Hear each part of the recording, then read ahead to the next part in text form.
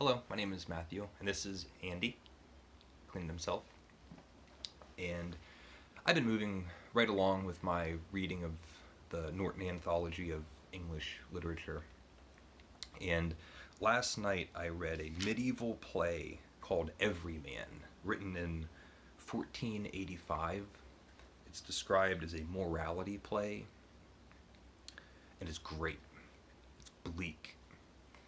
Uh, it's it's a story of God in heaven looking down on earth and being disappointed in humanity. Um, the, they, People have their priorities all out of whack, and he believes that people haven't listened to what he has told them is important. Um, they're not following the word of God. Instead, they're valuing things that are worthless. And God gets himself all worked up and he calls over death and it tells death to go down there and kill someone. So death goes and he finds a person, and the person's name is Everyman, and basically says, I'm going to kill you. Um, and I can't imagine this play actually being staged. It reads very much like a closet play, and I'll read the characters to give you an idea.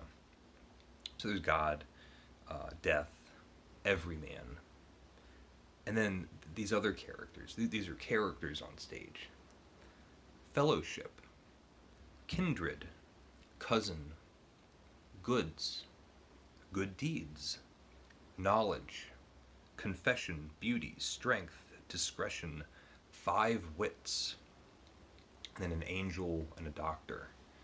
So every man who now has been told that he's going to die goes around talking to his friends and asking for help. And so he goes to um, goods. So all of the things that he likes, all of his possessions, and goods. Before he reveals that he's going to die, Goods says like, "Oh yeah, I'm always there for you. Anything you need, I can give you all the luxury and comfort and pleasures. How can I help you?" And so every man says, "Well, I'm going to die." And Goods says, "Well, I can't help you there." Every man says, "But you've always been there for me." And the Goods basically says, "Well, not on that trip." And so he has a series of like philosophical conversations with different aspects of his life, and these characters are more of like principles of humanity. So he has a conversation with what is it, kindred. So um, friends, people that you trust, and they won't be there for him, and on and on. Family, knowledge, um, and it has a feeling of ascension.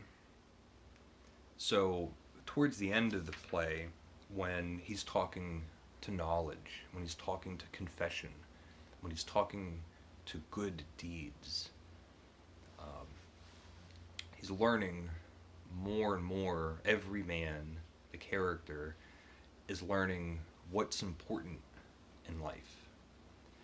And it's written in Middle English, which in this case I felt really helped send the message of the play, because the language is austere. It feels serious. Um, I'll read a little bit of the very beginning. So this is God being disappointed. I perceive here in my majesty how that all creatures be to me unkind. Living without dread in worldly prosperity, Of ghostly sight the people be so blind. Drowned in sin, they know me not for their God. In worldly riches is all their mind.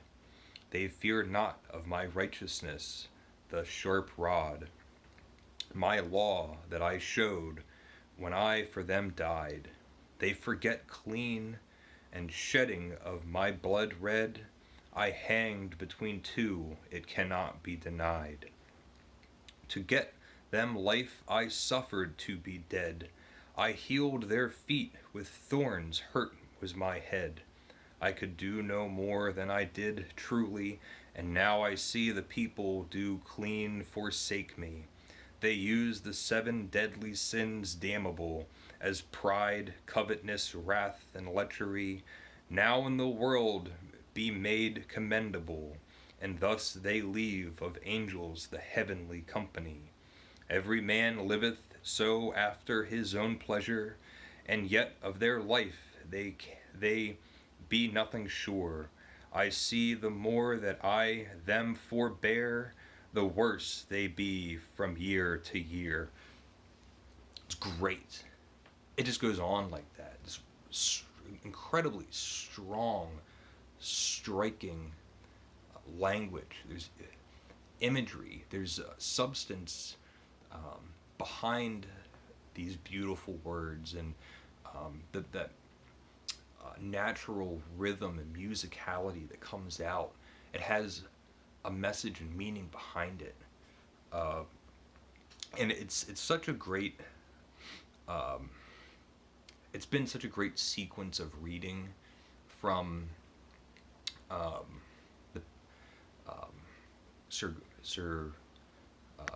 Gawain, Piers Plowman, that last ridiculous play, the second Shepherd's play. Um, there's just this theme of how do you live your life, and they've all taken different angles to communicate morality and how to deal with suffering, but also how to deal with